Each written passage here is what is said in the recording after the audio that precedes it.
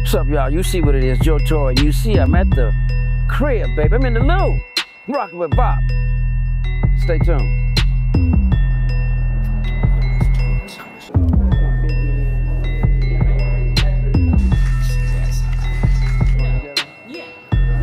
Go over there. This is where we at tonight. Put this Chuck, where you want me at? All right. Thank y'all for tapping in the VOP News. You guys can listen to the Voice to Cam. My current location is going to be the one and only Lefty's Fried Rice. Shout out to Lefty's first and foremost. In front of us, we have none other than the one and only who? Joe Torry. Okay, it looked like you almost forgot your name right there, man. No. All right, we got you, Joe Torry. You always gotta have a pause. It's All right, dramatic. Cool. A little build up to it, huh? Build up. All right, I got Can't you. just throw it out there like that. You know what I'm saying? Man, I get you. There's I different get there's different little titles that go on top of that. So right now, comedian Joe Torry. you. Let's get it then, man. Hey, Joe, look, first and foremost, thank you so much for squeezing the time in to sit down with VOP. But let's hop straight into it, man. You just blew my mind a second ago. A lot of people think you're from St. Louis, and you just told me you're not originally from St. Louis. Let's start there. Where you actually originally from? Actually born in Virginia, Newport News. You know what I'm saying? Bad news, they call it now. You know what I'm saying? People don't know that's where, Mike Vick, Chris Brown, Trey Songz, okay, I get Moses it now. Malone, VA, Virginia, that's in that area. My father was in the military, so we're all base babies. Okay. So my brother is born in Fort Ord, you know what I'm saying, in California, up by Seaside. My two sisters, Fort Jackson, South Carolina. But I got in St. Louis in like '74, and been here ever since. So I was like 9 years old. Okay, all right. So you got here kind of young. So Yeah. you got the St. Louis sprinkle on you then. The season, not just a sprinkle. I got the season. So you got the sauce. Yeah, I got the sauce. That's what I said. I was born here, lived here in New York. I lived some other places before. We was in New York. Actually, we was in Virginia, and then Seaside, California, and then went to Jamaica, Queens, New York, and then came there to St. Louis, and that's St. Louis put the season on me. So that's Okay. So look, you say you got here like '74, correct? 74. Yeah. All right. So what was it like growing up in St. Louis in '74? Crazy. It was crazy like it is now. Only you kind of knew here. You knew your policemen in the neighborhood.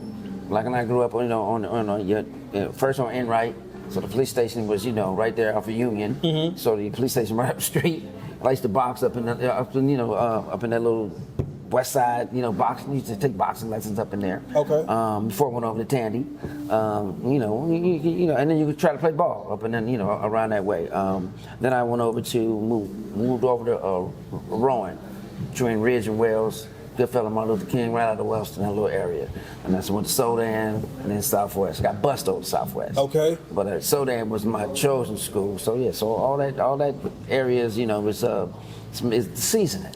Man, so look, being from St. Louis or growing up in St. Louis, everybody always asks that question: where do you go to high school at? So you know that. So that was the next one, but you already dropped that one off on us real quick. Man. Come on, man. All right. So then, how was that? You say that's your chosen school. Why is that your chosen school? Well, and back then, you had to go to school in your district. Okay. Especially if it was free. You know what I'm saying? Yeah. So even though I did have a scholarship to go to a St. Mary's, but it was all boys school, and I wasn't doing that. You weren't feeling that? No, I was like, what? Welcome to St. Mary's All Boys Academy. Oh no!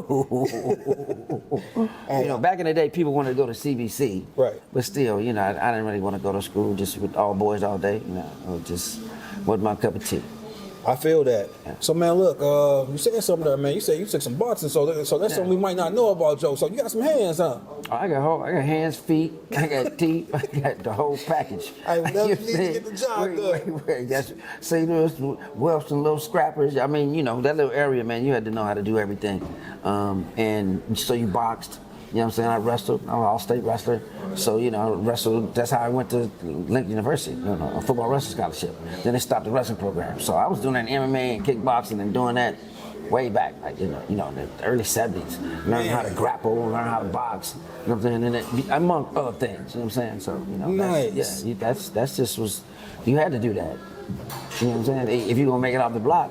You heard me. Man. So look, man. A lot of people know you from the stand-up comedy and even your acting career. Man, you most notably you played alongside of Tupac and Janet Jackson in Poetic Justice. Man, how was that experience, man? Like, it's not many people that can say they did that, but you did that. Yeah, man. I mean, that was something I always say that you're living off. Well, I don't say it. I heard somebody else say it. My mother told me this. You're living off prayers from your ancestors, or God ain't heard your prayers yet, and that just happened to be in the right place at the right time. When I finished college, came back home, worked at Bristol Myers, UPS, played semi-pro ball for like a year, saved up my money, which is like about $350. And after I graduated from college, then university, and took off to LA. But at that time, they was shooting Harlem Nights. So I was an extra in that, and so I sat on Robin Harris befriended me. There was another cast director that was from St. Louis, Eddie Johnson. Yeah, he had some sons that were from St. Louis.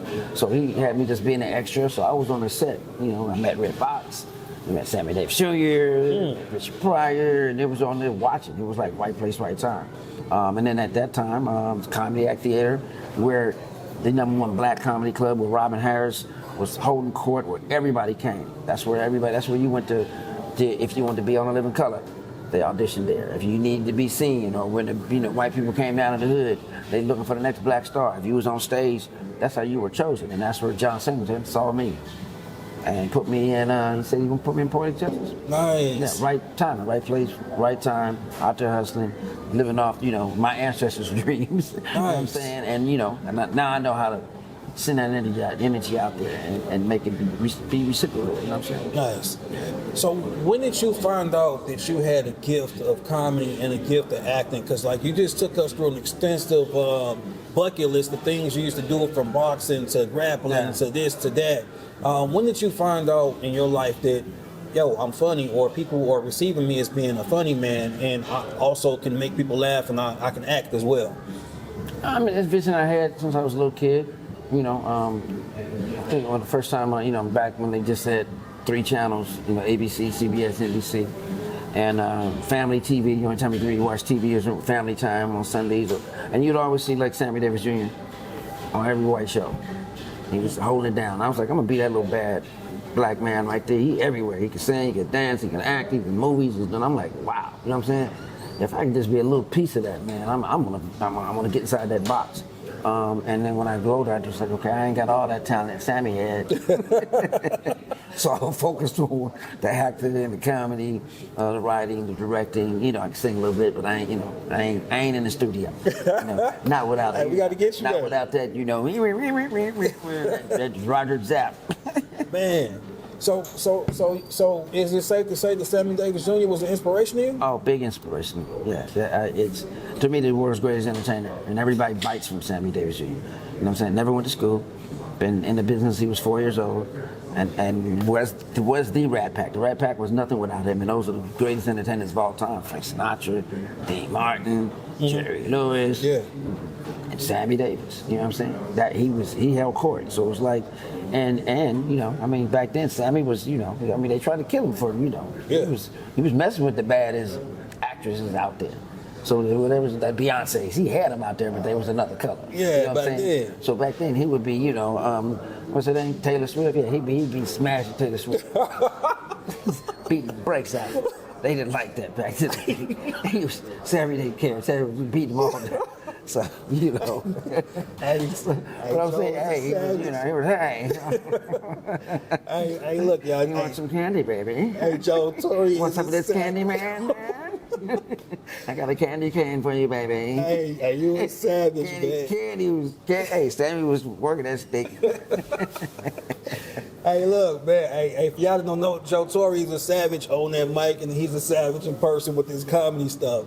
So, look, man, you just named a lot of greats there. In addition to Sammy Davis Jr., who are other greats that you idolize, or are there other greats that you idolize to look up to? Red Fox? Yeah, I take a page out of everybody's book. Red Fox, oh my God, and I met him when I was in the Harlem Nights, got a picture with him. I'm actually getting the Red Fox Award December 8th in Atlanta. Nice. I'm getting it, DC. Not DC, DC Young Flag out last year. D.L. Hughley, myself, Sweet Lou, Collins, and I forgot somebody else. But anyway, I'm getting the Red Fox Award for him. Congratulations. Yeah, thank you. But Red Fox, I mean, take a page out of his book. I want to like repeat his sitcom so bad. That was one of the funniest things of sitcoms of all time. Yeah. Red Fox was a real person. I mean, I met him. He was no frills. Walk up, talk up. He was who he was. He let me know. I said, when last time you been back to St. Louis? He was like, it's been about how many years? And I said, what do you say, sir? Somebody's threatened to kill me and my whole family. I ain't going back there. I ain't been back since. Oh, wow. I was like, okay. But back in the day, it was like, yeah, that dude was crazy too, thing, you know. And most of my people are dead. My relatives are dead, so. I was like, yeah. But anyway, I patted myself. I take a little out of Bill Cosby's book. You know what I'm saying? I take a lot out of Dick Gregory's book. Dick Gregory, oh my God. Dick Gregory, my Libra partner. Nice. Yeah, man. I mean, you know, Dick Gregory made me change my whole comedy style. It's about what I'm talking about, and you know what you're leaving the audience with when they leave here. So you get like a laughing and a lesson at the same time, and that's a big, you know, big little spice I take out of his book. And George Carlin, Bruce, you know, Richard Pryor, the realists, people that been through real stuff, you know, overcome real stuff. I'm kind of gonna make up a ball, and you know, a little Eddie Murphy. You know what I'm saying? As far as how to produce, package, and be one of the greatest comedians of all time. You know what I'm saying? So you at it from a comedian standpoint. Now from an acting standpoint, you got your Denzel. I took a little De Niro, my Sam Jackson. I'm chasing Sam Jackson. I want to be the next Sam Jackson when it comes to, you know, black guy. He's the #1 actor of all time, as far as money making, box office, you know, attraction, and just being in some of the greatest films of all time. Sam Jackson is hands down, white, black, Chinese, dog, cat, rat, the #1. Oh yeah, been in everything, man. And you don't stop working. So look, I got a question. So since we're talking about comedy, me and some of my teammates, we have this discussion a lot of times. That it seems like comedy is a lot different from what it used to be, and you know, sometimes we say that, like, you know, the things the comedians said back then, they can't, you know, say now. So, you know, it seems like, you know, they have to tiptoe around jokes so that it's not being offensive or that they don't get censored. Do you as a comedian feel like comedy is different? And do you feel like the game is the same, or did it transition and change? And ultimately, do you like the current comedians now? Two different questions. I answer them both.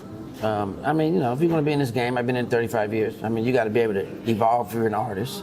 If you just like with football players, they can't go ham on the quarterback no more. You can't hit on here. You can't really. So you got to adjust with the times. And if you're an artist, you should be able to adjust with the times. Okay. Because when I grew up, you had to be able to, you know, at least go, you know, like go on television.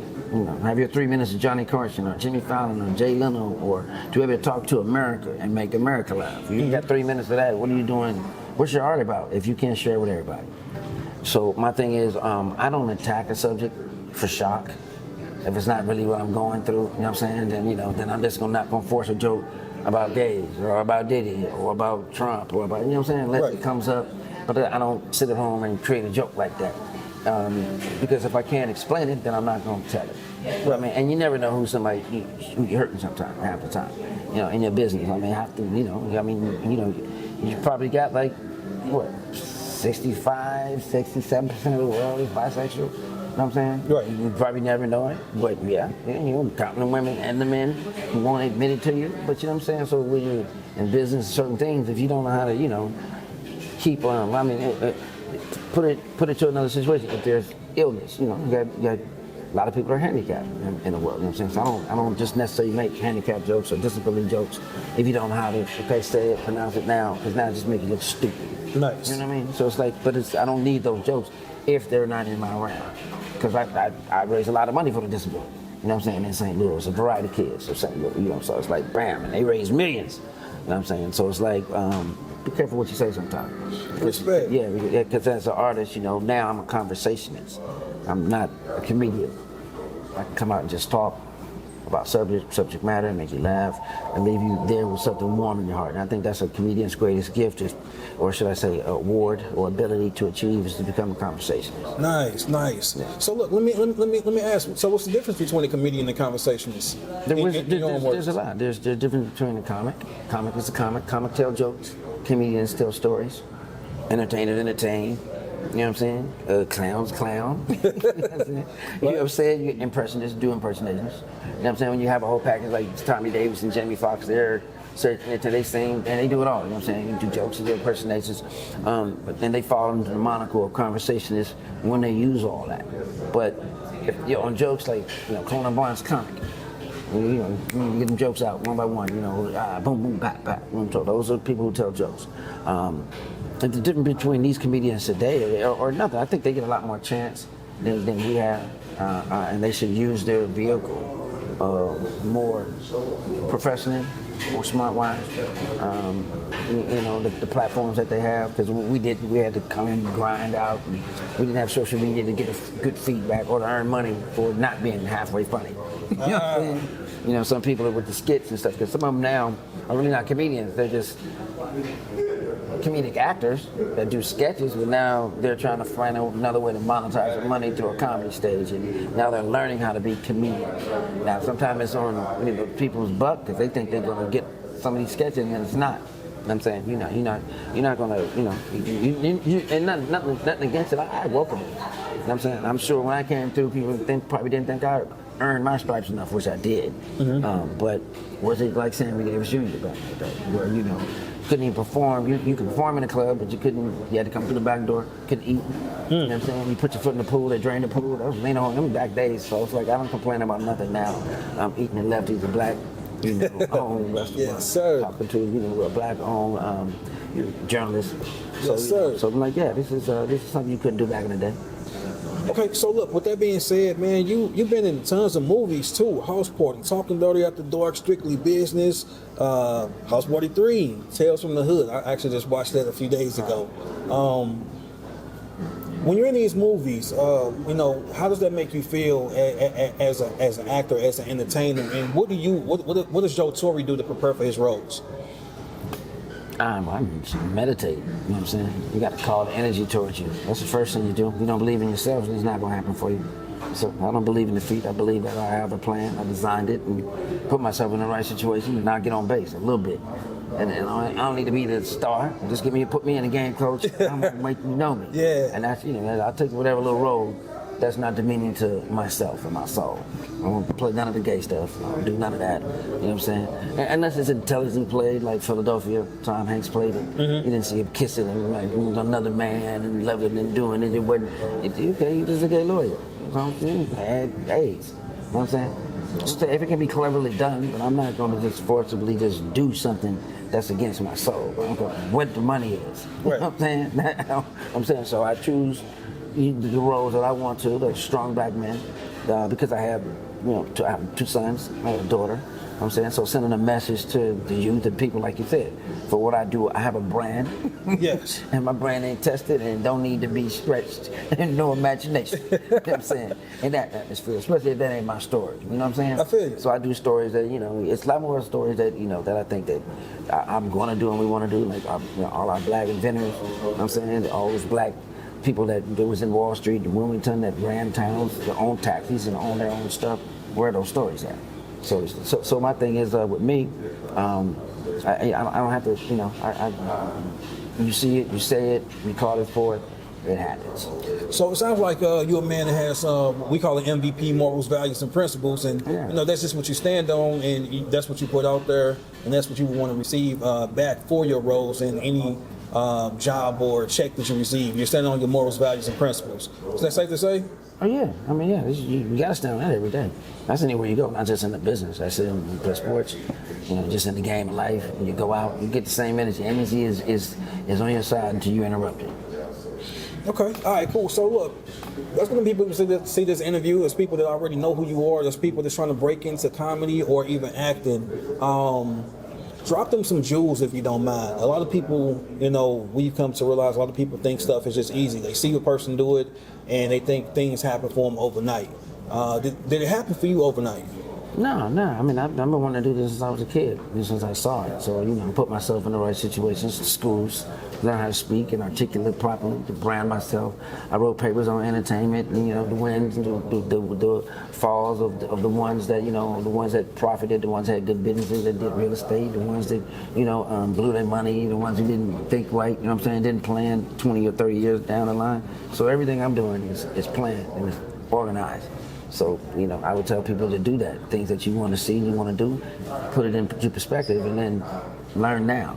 Do it now. So when I went to school, I majored in mass communication, journalism, broadcasting, radio, TV, print. You know what I'm saying? I know how to write. I know how to begin in the middle, end to a story. I went to speech class. I got an A in speech class. That's all about articulating and learn how to speak.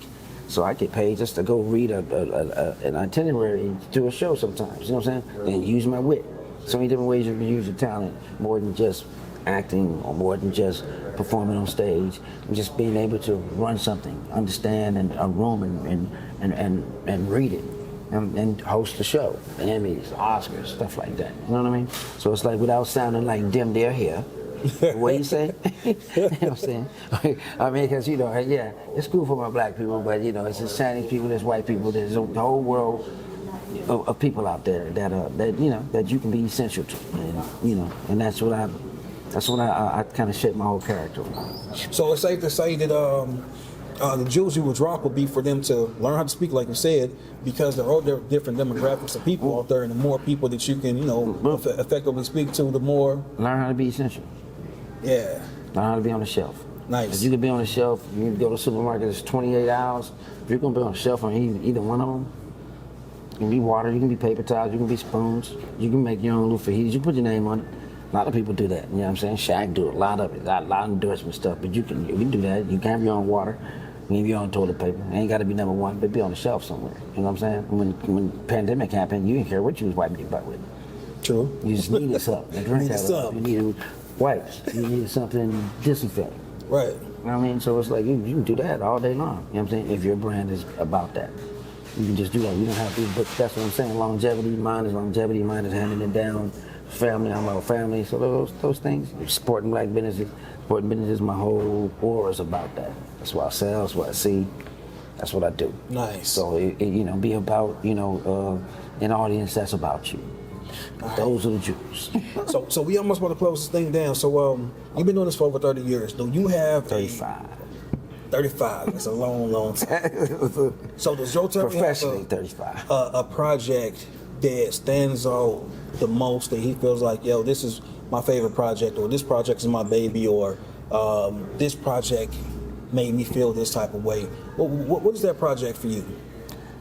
You really don't get that until you look back at it, and people, you could say like the main one, Poetic Justice. That was just so, at the time you didn't know what it was. It was, big gumbo soup of energy that was happening in the 90s, and I'm glad I was a part of that, you know what I'm saying? So Poetic Justice would be, I think, as far as all the films I've done, because of the stars I was in there. Yeah. So I'm still tied to them, whether they're here or not. Singleton, rest in peace. You know what I'm saying? Tupac, rest in peace. You know what I'm saying? And and Regina King and Janet Jackson are still tied to. We're all like the Beatles when it comes to a dramatic love story. Yeah, man. You know what I mean? That people still dress up on Halloween, and I would say that, out of all the things in my career that I've done so far, that would be the one that I put a star by. Because every day I get something, email or text or a post or something about it, because somebody's finding out about that movie, or have been living it for the last I don't know how many years or something. So, and I was in Chicago last night, so it was like Chicago. I was just thinking that, man. Like, hey, you really played that role, man. If I must say so myself, I just recently seen that movie not too long ago, and it's a classic. I don't even want to call it just a hood classic. We just gonna say it's a classic, man. It's good storyline, good acting, funny, entertaining. Brush that weak ass. Yeah, that's just some acting. That was Janet, and they all been acting since they was 12. So that was a nice experience. So I taught them how to be funny, gave them a couple funny lines, and stuff like that to say, yeah, and they gave me some acting tips and stuff like that, but not too much. Didn't I just sat back and watched him. You know, Tupac was amazing. I didn't know he was acting half the time. When I saw him, I was like, yeah, I thought he was just bullshit. He was really acting. And the way it just came off on film was crazy. And that would be, now you asked me that question with films, but Def Comedy Jam had to be the end of all ends. Yeah. That's it right there. Don't get no better than that. We were gonna end this interview without bringing up Def Comedy Jam, man. You came on the show. I don't know what season. You probably know what season, but you came on the show after Morton Lawrence, right. And a lot of people would think that's a tough task or some big shoes to fill, and you actually came in and you did your thing on that too. Oh man. So man, look, we appreciate that. I grew up on that, so seeing you on there was dope. You know what I mean? So you say Poetic Justice and Def Comedy Jam. Right. Yeah. Well, both of them I got out of the famous Regency West Comedy Act Theater. That's where they saw me. The host, Russell Simmons and them saw me do my thing. All right, because Robin Harris was supposed to host Def Comedy Jam. He was hosting Regency West. That was the melting pot. I said the right place, right time. And then when he passed, that club went from like 3 plus 400 a night to 10 to 15 when they were open on Thursday, Friday, Saturday, and nobody wanted to do it. So it kind of shut down. Now the one in Atlanta was booming. It opened up the same weekend Robin Harris died. But the one in LA, his home, his parents and everybody gave me the blessings to rebuild it and do it, and that was my whole thing. I rebuilt it with Jamie Foxx, the late great Yvette Wilson, Buddy Lewis, DL started coming back over there. Mm-hmm. We rebuilt it to a legendary spot to where they saw the Def Jam. And so those two places, man, you got to say in LA at the right time, man. Amazing. It was a big jump for my career. Man, all right, so closing this thing down, man. You dropped some jewels. You know what? I want you to talk to the youth. I know you dropped some jewels just in general, but talk to the youth. A lot of people, a lot of times, our youth oftentimes get the label of, they're terrible, they're this, everything but the right thing. And some people say they're just misguided. What do you feel that the community needs for our youth to grow up healthy, strong, and thriving, and things of that nature? Well, I think at first you start by me showing by example. Somebody from your neighborhood can do it, and he was in worse conditions. You know what I mean? Hearing his story, when I come back, I always go back. I have my Give Back Love Foundation, so it was showing, and I come back to the neighborhood, Salvation Army, where I used to go play ball, and they got a boxing thing on the West End that my boy used to have. So I go back and visit and talk to him, and then they just need to hear and see it's real. Somebody like them can do it. And watching this, they just need to Google it and put that down. Everybody has the power to control themselves every day. Every day's your birthday. You get the same $24 million that everybody else get. And I say 24 hours, but $24 million. Now you can use them to complain and bitch and moan and be the victim, or you can use them to get better, because you can't invest that 24 hours into tomorrow. So you got drunk and messed up, but you need to sleep half the day, but that's $12 million gone. So it's on you. You have not because you ask not. That's free. Nice. You can design your own day, just like you go out and you ask for something, you order something in the menu on the store, you expect to get it back right. Bacon and eggs, cheese, sandwich, they bring you back in chili, you wouldn't accept it. So why accept a bad day? Why would accept a bad thought? Right. When you can change it. Right. I feel that. Right. Energy is never bad until you make it bad.